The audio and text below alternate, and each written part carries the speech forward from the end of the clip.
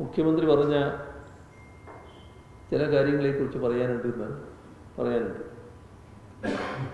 അത് മുഖ്യമന്ത്രി നടത്തിയ പത്രസമ്മേളനത്തിൽ അദാനി ഗ്രൂപ്പിൻ്റെ ഓഹരി കൈമാറ്റ വിഷയത്തിൽ പ്രതിപക്ഷത്തിനെതിരെ വില കുറഞ്ഞ ആക്ഷേപങ്ങൾ ഉന്നയിച്ച് രക്ഷപ്പെടാനുള്ള ശ്രമം നടത്തുന്നതാണ് കാണാനിടയായി.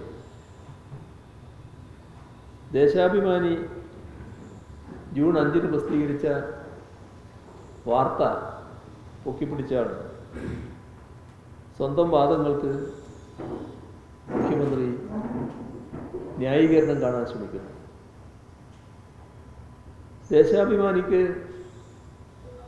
ഓഹരി കൈമാറ്റം മുൻകൂട്ടി അറിയാമായിരുന്നുവെന്നാണ് അദ്ദേഹം സമർത്ഥിക്കാൻ നോക്കിയത്. ഈ വിവരം മുൻ സർക്കാർ വൃത്തങ്ങളിൽ നിന്ന് ലഭിച്ച വിവരമാണെന്നാണ് മുഖ്യമന്ത്രി പത്രസമ്മേളനത്തിൽ പറയാൻ ശ്രമിച്ചത്. ദേശാഭിമാനി മുഖ്യമന്ത്രി വായിക്കുന്നത് നല്ല കാര്യം തന്നെയാണ്. എന്നാൽ മറ്റു പത്രങ്ങളും വായിക്കുന്നുണ്ടാവുമല്ലോ. ഇവിടെ ദേശാഭിമാനിയിൽ മാത്രമാണോ ഈ വാർത്ത വന്നത്? ദേശാഭിമാനിയുടെ വാർത്ത 5-നാണ് എന്ന് അദ്ദേഹം തന്നെ പറഞ്ഞു.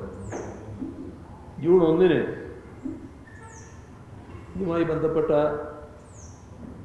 വാർത്ത കൊടുത്ത മാധ്യമമാണ് എക്കണോമിക് ടൈംസ്. ജൂൺ 3 ഇതുമായി ബന്ധപ്പെട്ട വാർത്ത കൊടുത്ത മാധ്യമമാണ് മാതൃഭൂമി. അപ്പോൾ അതിനു മുൻപുള്ള ഈ വാർത്തകൾ അദ്ദേഹത്തിൻ്റെ ശ്രദ്ധയിൽപ്പെട്ടിട്ടില്ലേ?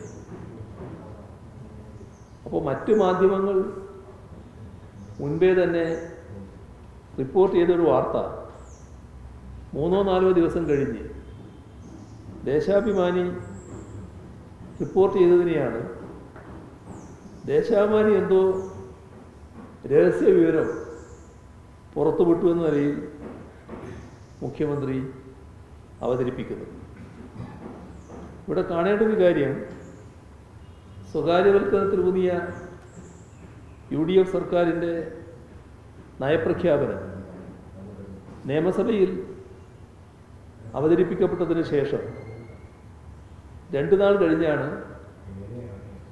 എക്കണോമിക് ടൈംസിലൂടെ ഈ വാർത്ത ആദ്യം പുറത്തു വരുന്നു. APSS in talks to sell stake in Vizhinjam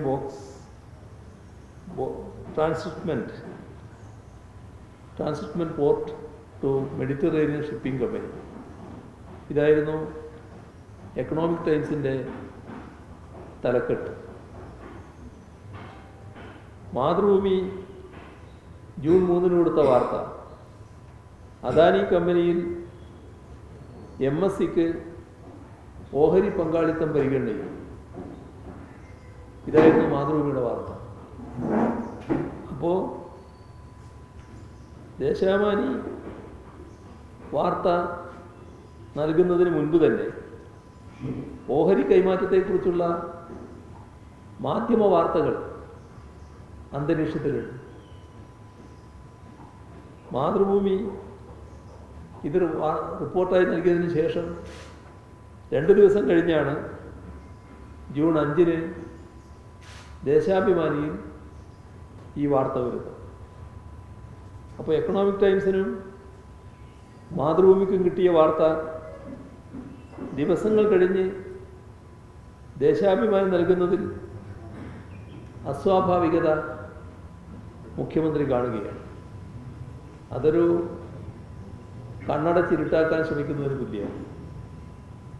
അതീവ രഹസ്യ സ്വഭാവമുള്ള വാർത്ത ദേശാഭിമാനി മാത്രം പ്രസിദ്ധീകരിച്ചു എന്ന നിലയിൽ ജനങ്ങളെ തെറ്റിദ്ധരിപ്പിക്കാൻ ശ്രമിക്കുന്നത് മുഖ്യമന്ത്രിയുടെ സ്ഥാനത്തിന് ചേർന്നതല്ല എന്നതാണ് അദ്ദേഹം മനസ്സിലാക്കേണ്ടത്. ഇത്തരത്തിലുള്ള തൊടുന്യായങ്ങൾ കൊണ്ടൊന്നും UDF സർക്കാരിന് വിഴിഞ്ഞം ഓഹരി കൈമാറ്റത്തിലെ അടിസ്ഥാന വിഷയങ്ങളിൽ നിന്നും ഒഴിഞ്ഞു മാറാനാവില്ല. അത്രയാണ് ഈ ഘട്ടത്തിൽ അതുമായി ബന്ധപ്പെട്ട് പറയാനുള്ളത്.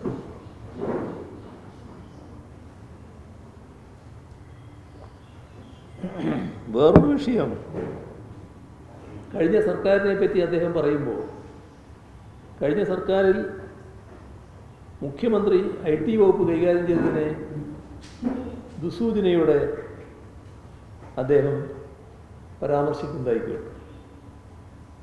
വ്യവസായ വകുപ്പ് കൈകാര്യം ചെയ്യുന്ന മന്ത്രി തന്നെയാണ് IT വകുപ്പ് ഏറ്റെടുക്കാറുള്ളത് എന്നാണ് മുഖ്യമന്ത്രി പറഞ്ഞത്.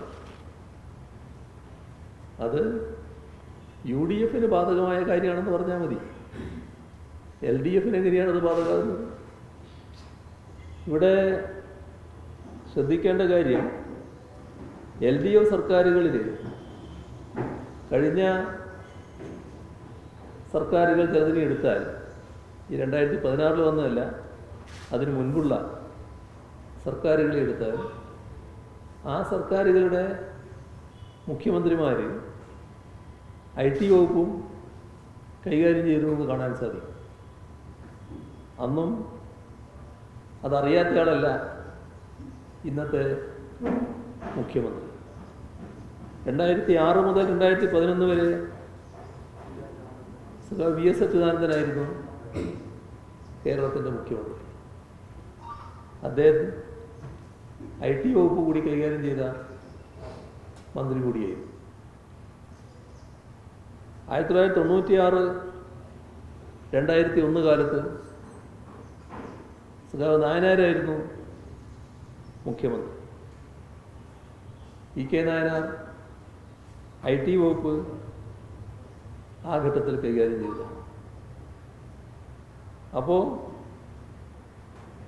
ഇദ്ദേഹം മുഖ്യമന്ത്രി ഇപ്പോൾ സൂചിപ്പിക്കാൻ ശ്രമിച്ചത്, ഈ കഴിഞ്ഞ LDF സർക്കാർ കാലത്ത് മുഖ്യമന്ത്രി IT വകുപ്പ് കൈകാര്യം ചെയ്തത് എന്തോ ഒരു ഒറ്റപ്പെട്ട സംഭവമാണ് എന്ന മട്ടിലാണ്. ഇത് LDFൻ്റെ സർക്കാരുകൾ സ്വീകരിച്ചു വന്ന രീതിയാണ്. LDF സർക്കാരുകളുടെ അടുത്ത കാലത്തെ കീഴ്വഴക്കവും ഇതായിരുന്നു എന്താണ് അനുഭവം. അന്ന് അറിയാതെയല്ല അദ്ദേഹം പറഞ്ഞത് എന്ന് നിങ്ങൾക്കും ബോധ്യമുണ്ടാവും. ഏതായാലും ഇത്തരം രീതികൾ മുഖ്യമന്ത്രിക്ക് ചേർന്നതാണോ എന്ന് അദ്ദേഹം സ്വയം പരിശോധിക്കുന്നത് നന്നാവുമെന്ന് മാത്രമേ പറയാവൂ.